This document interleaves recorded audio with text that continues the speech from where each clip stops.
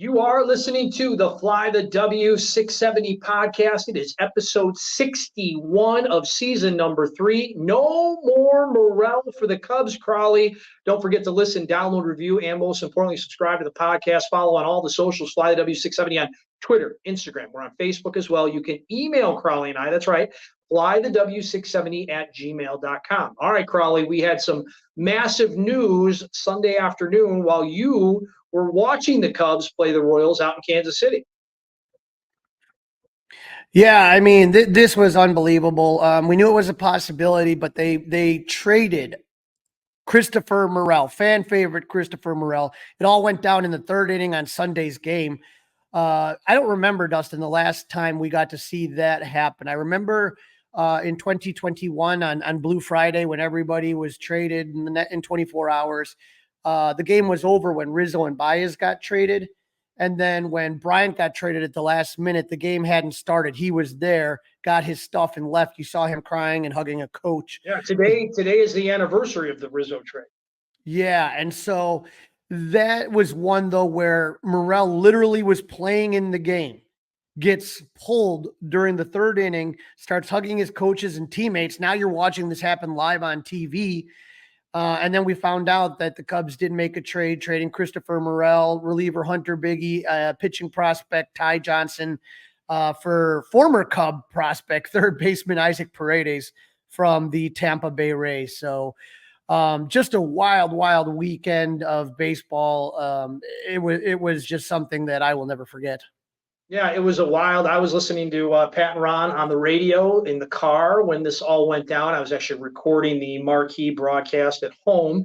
And yeah, I did not see that coming. But I'll tell you what, everything that I'm reading and hearing about Paredes, this sounds like the Cubs' answer for third base and the middle of the lineup for years to come.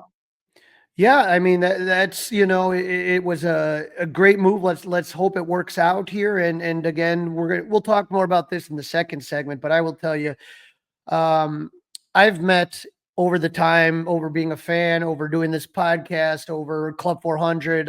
I've met a lot of peoples from pretty much every decade from the 60s till today. And I will say that there is not probably a better human being than I've met than Christopher Morel. As far as the way that he loved the game, he played with a joy and passion that you rarely see. Everything from hugging umpires to hugging the guys when he would get to each of the base, the opposing teammates, all those things. But I never saw him turn down a fan for an autograph.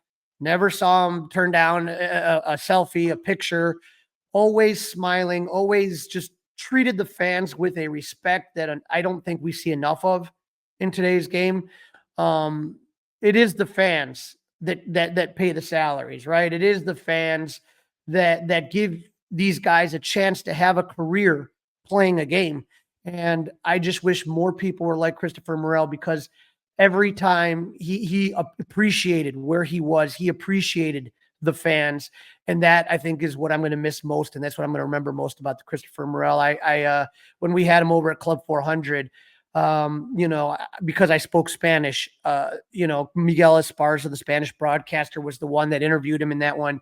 And because I spoke Spanish, we got to have some conversations, and I really, truly am going to miss the kid. At the same time, Dustin, I do think it was the right move for now and for the future. Right. Makes a ton of sense. We're going to get into that a little bit later, but let's get into this 3-game series. Game number 1, Friday night, Kyle Hendricks on the bump with the ball in his hand for the Cubs. Yeah, Kyle Hendricks taking on Brady Singer, and Kyle looked like he was in control in the first few innings. He gave up a single in the first and a single in the second, then nothing in the third and fourth. He's cruising. And then in the fifth inning, that's when everything falls apart for the Cubs. Top of the fifth, Mike Tauchman gets hit by a pitch. Dansby singles to put runners at second and third, no outs. Heads up base running by Dansby there. Miles Mastrobuoni grounds out into the first out, but then Miguel Amaya hit a ball to short center field. And Dustin, we talked about this. When you're struggling to score runs, sometimes you force the issue. He gets sent. They decide to send Tauchman home. Kyle Isbell, the center fielder, throws a bullet to the catcher. It wasn't even close, out at the plate. That's the problem, is that it wasn't even close. Like, I mean, The ball beat him by, I don't know, 5 steps at least. I mean, he was just dead on arrival. Yep, the old 8-2 double play. So you had second and third, no outs, and you come away with nothing, right? And inning over, right? And you got the guy on third, never gets home after being on third with no outs. Bad. Right. And then you get to the bottom of the fifth. Kyle gets the first two batters out, but then Garrett Hansen and Kyle Isbell singles. So you got runners at the corner. Isbell's going to steal singles. So now you got 2 outs. Adam Frazier, we talked about him being on the cold list, all this stuff. He hits a flare that somehow Suzuki just took a bad break on it. He took a step or two backwards, and then he kind of cut to the side. The route was just bad. He slides. He just misses making the catch. But if he would have had a good read and a good jump and a good route, he makes that catch. Yep. No doubt about it. It was really bad. Sutcliffe let him have it on television, and he deserved to take the heat on that one. Yeah, and it was very much when I listened to it. A friend of mine retweeted that out to me, and it sounded like Ron Santo with the Brent Brown ball. It was like, what is he doing? What? How could you make that mistake? And 2-run score, and you saw Kyle visibly frustrated, right? And that's something you normally don't see. No. So that's also was unfortunate because nothing usually gets to the professor, Mr. Cool. You wonder if he's got a pulse sometimes when he's out there on the mound, and he was visibly frustrated. Yep. And so Bobby Witt, and now you're at the top of the order too. So now that makes this whole situation worse. Bobby Witt and Vinny Pasquantino singled to put runners at the corners. And then Salvador Perez hits a home run. And just like that, Dustin, again, they had 2 outs in the inning, mid to bottom order. And now the Cubs are down 6-0. Dustin, I looked up the numbers. Seiya is not a horrible defender. He's slightly above average. But it seems to me every time he makes a mistake, it leads to a catastrophe for the Cubs. No doubt about it. Yeah. I mean, there's just been too many. When you can remember the bad plays in recent memory, that's when it's a problem. And right now we can remember the bad plays. Yeah. The Cubs had runners at first and second with no outs in the 7th and could not score. Seiya doubled in the 9th with 1 out, but stranded at third. Cubs lose this one 6-0. They were shut out for the 10th time this season, and Dustin, for the 3rd time in the last 6 games. They only had 4 hits, 0 for 7 with runners in scoring position. They're going to leave 5 men on base. And it just, at that point, 7 games since the All-Star break, they only scored 9 runs, had a 184 batting average, OBP of 265, OPS of 512, and then batters with running scoring position since the All-Star break, 146. So they were 2-5 in these games with 3 shutout losses. That's really bad. It's horrifically bad, to be honest. Yeah, it's almost hard to even believe that that's happening. After the game, the beat writers are going to ask Seiya about that ball, that catch in the 5th. He said, I feel like that fly ball, if I caught that, the home run from Perez wouldn't have happened, obviously, and we would have built momentum into the next inning. I think reflecting back, I should have caught the ball. Absolutely. Again, he always says the right things, but saying it doesn't do anything. It's already happened, right? Right. Yeah. Nothing Kyle, you could. I mean, I'm happy he addressed the media, right? I'm happy that he, didn't hide or anything like that. And also, pretty surprising statistic here on Kyle Hendricks. Who would have thunk? Yeah. And this next quote from Kyle really kind of blows my mind. And this is not only just that game, it literally feels like the season. And he said, just getting outplayed, just getting beat. And that's the bottom line. Not doing the right things to win ball games. And those teams we're playing against, they're really good teams. They're doing the right things right now. So, again, you make the easy defensive play that you're still talking about a scoreless game. It's constantly, whether it's base running mistakes, whether it's defensive lapses, whether it's forgetting how many outs there are, just constantly doing things that are costing them games, that's not what winning baseball looks like. No, not even a little bit. Not at all. No, that's not what winning baseball looks like. So with a strikeout of Hunter Renfroe in the 2nd inning, Kyle Hendricks moves into a tie with Bill Hutchinson for the 7th most strikeouts in Cubs franchise history with 1,225 strikeouts. His strikeout of Kyle Isbell put him alone now 7th on the all-time Cubs strikeout list with 1,228. Next on the list, Dustin, I don't think he's going to catch him, Greg Maddux with 1,305. No, that's probably as high as he is going to get. All right, so game number 2, also Saturday night, a little bit earlier than the Friday night game, and this was the kind of marquee pitching matchup, Shota Imanaga versus Seth Lugo. Dustin, you remember on the last podcast, you asked me, Crawly, do you think they're going to finally get a crooked number, right? And they finally did it, right? They did it 3 times in this game, and it didn't take long either. Against all-star pitcher Seth Lugo, Seiya Suzuki hits a 2-run blast with Michael Busch along for the ride to put the Cubs up 2-0. Now, the Royals come back in the 3rd when Hunter Renfroe hit a solo home run in the 2nd to cut the Cubs lead to 2-1. But then Hollywood Pete Crow Armstrong tripled to lead off the 3rd and scored on a Michael Busch ground out to make it 3-1 Cubs. Now, Shota was cruising along until the 6th inning. Mikhail Garcia hit a leadoff single, then Bobby Witt Jr. I mean, you can see what they paid that guy for. He is such a good player. He's such a fun player to watch, man. Yep. I'd like to have a Bobby Witt Jr. type on the Cubs. And again, last episode, cheers on the Royals for locking him down, especially market team. He doubles down the line to score 3-2, but the Cubs did break when Witt rounded 2nd to try. Happ hits the relay man, Dansby Swanson, who throws home, but Morel cut off the throw and threw it to Michael Busch at 2nd to tag out Witt for the first out of the inning. Shota got Vinny Pasquantino to pop out for the 2nd out. Salvador Perez singled, and that was it for Shota. Now, first out of the 10 was Julian Merriweather. He was greeted with a Freddie Furman double. We warned you that guy was hot to put runners at 2nd and 3rd, and then Hunter Renfroe singled to score Perez and Furman, and just like that, the Royals take a 4-3 lead. All the damage once again coming with 2 outs. Not the dominant performance we're used to from Shota. He went 5 2/3 innings, gave up 3 runs on 6 hits, no walks, and 3 Ks. But, you know, if Merriweather can get out of the inning, you know, that it would have been, giving up 3 runs because that was charged to Shota. So, you know, not bad, not great. But top of the 7th, the Cubs are going to answer back. Christopher Morel and Mike Tauchman hit back-to-back singles, and Dansby walked to load the bases. Miguel Amaya flied out for the first out of the inning. So Matt Quantrill pulls Seth Lugo and goes and gets left-hander reliever Sam Long to face PCA, lefty-on-lefty matchup. Craig Counsell is going to counter with Patrick Wisdom, and on a 2-1 pitch, Patrick crushed one to left center for a pinch hit grand slam.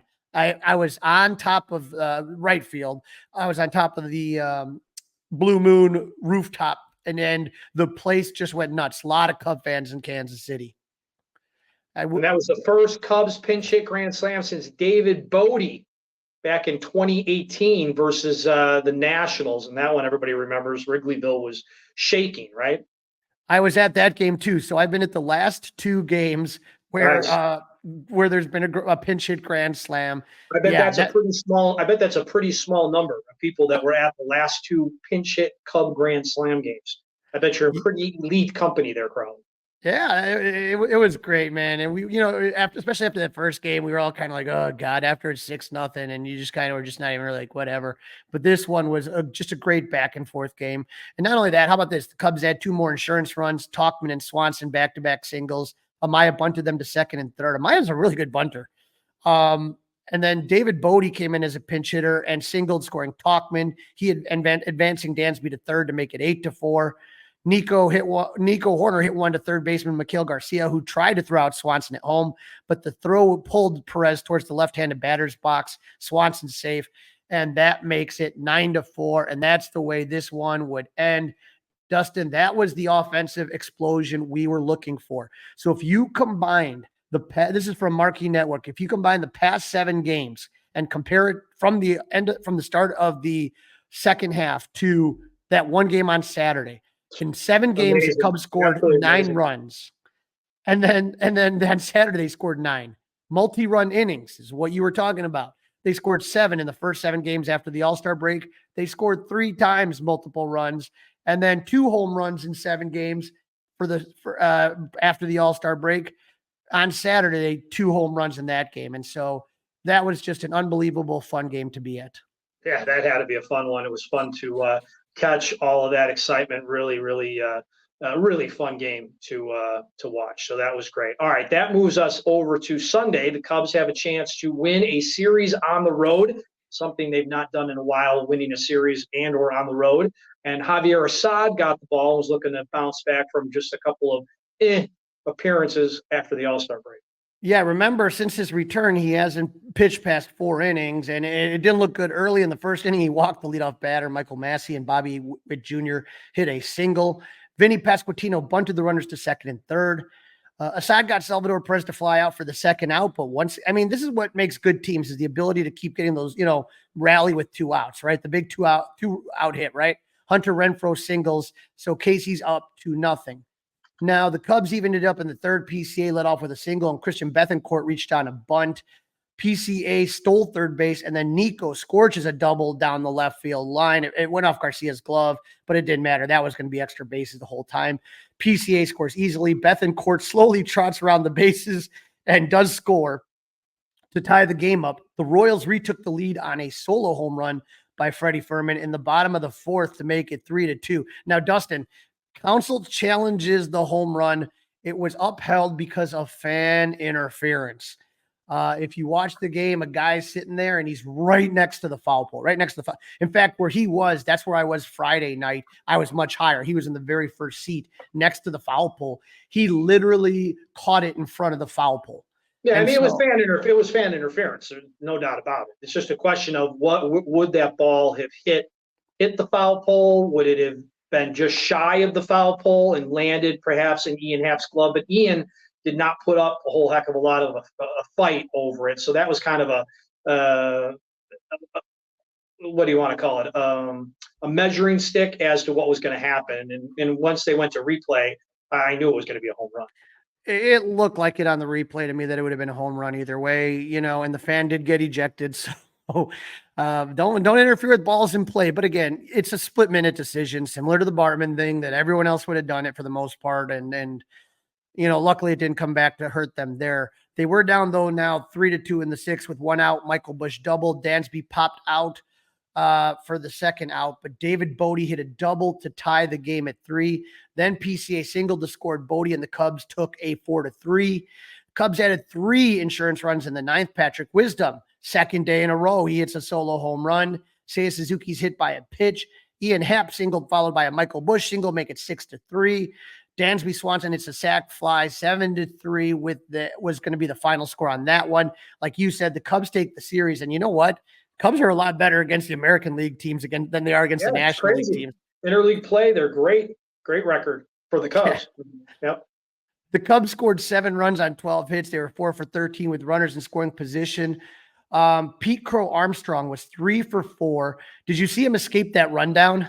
That was crazy. Yeah, that was crazy. He's so aggressive. Sometimes it works, sometimes it doesn't, right? Right. Just always said he has that Hunter Baez kind of quality of showmanship, man. I love him. But with that steal in the game, he had a stolen base. He is now 19 for 19 in steal attempts, tying Rex Hudler 1998 for the most consecutive stolen bases to begin a rookie season since 1951. Next on the list, Tim Raines had 20 in a row in 1981. Quinton Berry had 21 in 2012. And Mitchell Page had 26 in 1977. You think about a couple more months left, right? We got August and September. Maybe PCA can get to that 26. Yeah, it's definitely a possibility. There's no doubt about that. I don't see why he can't. And I think every time he's on base, he should be looking to advance. No doubt about that whatsoever. So yeah, overall, just a really good offensive performance. I love the fact that we got to see Wisdom in the lineup again. Right, you do something great on the field, you follow up to come the next day, and you're back in that starting lineup. All right, Crawly, wrap up your trip for us in this series. Yeah, we had a phenomenal trip. This was through Club 400. Really want to thank Stuart McVicker and Brian McCray, former Cubs center fielder. They put this together, and it was a dynamite trip. We did get to go to the games Friday, Saturday. I also got to meet Bob Kendrick, who was our guest on the last podcast, president of the Negro League Baseball Museum. And all I can tell you is if you do have a chance, and the Cubs won't be playing next year in KC, but the following year they will, highly recommended. The food was phenomenal. The barbecue was ridiculous. I did a ballpark tour of Kauffman Stadium, and it really is just a quaint little ballpark, has an awesome Hall of Fame in there. Just a lot of fun. And I would highly recommend going to Kansas City and visiting it if you're a baseball fan and you want to come around and see stadiums. I can't recommend it highly enough. Yeah, he did an interview with Pat and Ron Sunday afternoon up in the visiting booth, and caught all of that. That was really a good interview. So kudos to Bob Kendrick and what they're doing there with the Negro Museum. They're actually moving, and they're building a bigger and better version of it. So that's something to look forward to in years to come. This is the Fly the W670 podcast, season 3, episode 61. No more Morel for the Cubs. Don't forget to listen, download, review, subscribe to the Fly the W podcast.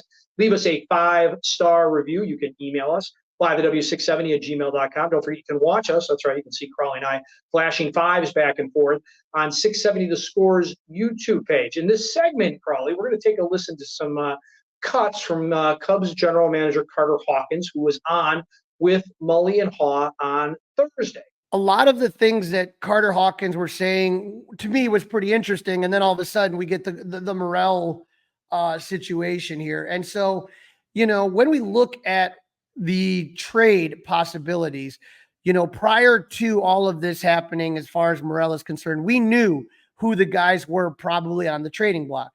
We knew Morel was a possibility. Mark Leiter Jr., Hector Neris, Tyson Miller, a lot of bullpen pieces that people would be interested in. And then, of course, Jameson Taillon, who will be starting tonight's game against Cincinnati. Here's what Carter had to say about Jameson Taillon. Sure, how you define credible reports this time of year. There's a lot of really credible reports that are great and credible reports that aren't. And it's always fascinating seeing what comes across the ticker and knowing what's absolutely fantasy and what's not. But yeah, I mean, this is a time of year that the transactions happen, and anytime that transactions are happening, you should try to figure out how you can, increase your side of the ledger. And that means you have to be open to all possibilities on both sides. And that's 100% something we're going to do. I think to dismiss any concept out of hand would be short-sighted. If you think you're good at transactions, you should make transactions. If you think you're bad, you should do nothing. And we're certainly not thinking that we're bad here, so we're certainly not going to do nothing in terms of listening to all opportunities. And he was also asked by Mully and Haugh about was he amused or annoyed by Justin Steele rumors? Any GM, Dustin, any GM is going to listen to what your offers are. If somebody made you just a mind-blowing offer for Justin Steele, you got to consider it. Jameson, everything is on the table. There's nothing that is absolute no. Right. There's nobody on this team that, obviously Mike Trout's been injured a lot, but there's nobody on the Cubs that is the equivalent of say a Mike Trout or a Juan Soto or someone where you're like, no, we're not getting rid of this guy. Maybe Shota, maybe you wouldn't trade him right away, but that would be it. Maybe Shota. Again, Shota hasn't faced a lot of teams twice. We'll see how all of that plays out. I'm just saying right now, anybody is on the table. Now, again, if you want Justin Steele, it's going to cost you an arm and a leg. If you're willing to pay a high price, then I'm going to really consider that. But when you talk about, Jameson Taillon, Dustin, I know you and I have kind of kicked this around. I don't know if your mind has been changed at all, whether you would keep him or trade him now while his value is as high as it can be. Right. I think that's going to go right down to the last second. I would be shocked if he starts tonight, though. I would be shocked by that. You do not want to have anything silly happen and then he's not tradable, right? So I don't think you'll see Jameson Taillon one way or the other throw tonight. Now you might see him throw Tuesday night. You might see him throw Tuesday night as a member of the Cubs still, but I would not start him tonight. I would not do that. Yeah, as we're kind of watching here, and we're just a few days away from the trade deadline. Tomorrow, Tuesday at 5:00 our time, trade deadline day. So at that point, I agree. I don't think Jameson starts tonight. We got him down. Those are the probables that he's listed. Yeah. All right, that's all we can deal with, right? Mm-hmm. But the idea of Jameson is, he's going to cost you a lot of money the next couple of years. Do you want to sell high while he's looking as good? Do you think Jameson can repeat this same type of season next year? And then again, as guys age, they're going to regress a little. So 2 years from now, Jameson Taillon is probably not going to be pitching like he is right now. So do you sit there and do you feel confident with Ben Brown, Jordan Wicks? Are they able to stay healthy? Because those are the type of questions. And you've seen how many pitchers the Cubs have gone through this season as far as guys getting injured, and you can never have enough pitching. Never have enough pitching. Never, ever, ever. All right. What else did we pick up on from Carter Hawkins with Mully Haugh? Yeah, he talked about the idea of trading prospects away. We know that most people have the Cubs farm system rated 1 or 2. And so what do you do with these prospects? To be a jerk, we would love to have more good players than less good players. To not be a jerk, I would say, yeah, like up to this point, we have not traded or utilized our young prospects in either deals for other major leaguers or by, other than Pete, bringing them up to the major leagues to start, basically utilizing their value. And as these guys are starting to get closer to, double A, triple A, big leagues, and as we're getting into our window here, I think that's something that we have to start considering a little bit more. And, we did not do that the last 3 off seasons by any means, but I think we're certainly getting closer to that. And yeah, definitely it's, we're trying to start really putting more value on the field here at Wrigley, and that's something we'll be considering. So when you talk about prospects, those are the ultimate currency of the game. You use them to improve internally, or you use them to trade for other players. And as Carter said, they haven't really done that a lot the last few years. I can think of they traded Nelson Velasquez to get Jose Cuas, and they traded they traded DJ Hurst to get Jaime Candelario. So they've made a couple trades, but they really haven't dug deep into that system yet. Now, the issue for the Cubs, and we're going to talk about this a lot in the offseason, Dustin, is that a couple of these guys now are kind of the, crap or get off the pot type situations. They can't be protected anymore. You're going to have to put them on the 40-man roster, or other teams can start to grab them. And so you don't want to lose them for nothing. So is there a trade that you can work out there? And, when Carter talks about a competitive window, then all of a sudden the Mully Haugh Show followed up with a great question on, well, when is that window? I think if you look at the marginal value of a win, right, not to get too technical, but if you're a 72-win team and you're trying to add 3 wins, I'm not sure that's going to necessarily add much to the reality of you making the playoffs or winning the World Series. But as you get closer to those playoff type teams, is in terms of just what your true talent is, what your projected levels are, those wins start to really matter. And I think we're getting into that place, and that's exciting. It's certainly frustrating this year that up to this point we have not played to our projections, but we feel like we should have good playoff caliber teams here for the next several years, and that means that the present becomes even more valuable. All right, so the next couple of years, Dustin. But I felt this year was really kind of a measuring stick to kind of see where they were, and it was a disappointment. Again, injuries played a role in that. Guys underperforming. You just got to wonder, is Jed Hoyer going to be extended? Is he going to be the president of baseball ops, say after next year, or even do they want him as a lame duck president of baseball ops? Where are you at on that? Yeah, I think it's still a little too early to tell. This is his roster. These are his guys. They hoped that Craig could come in and make you-know-what out of you-know-what. Of course, they didn't think it was you-know-what, chicken salad and chicken poop. Crap. So, listen, there's still a decent amount of the season to go. There's still the trade deadline to go. So I'm not done with Jed, but he's definitely on notice, definitely on a hot seat. Now, remember Jed made some comments. Who was at the Parkins and Spiegel show about, yeah. And so I want to say that he was talking about, not making moves as much for 2024 as more focusing on 2025, 2026. And right. Carter took that opportunity to clarify that. I would take one step back on, some of Jed's comments last week. I think what he was saying was, we're not going to do anything that only helps 24.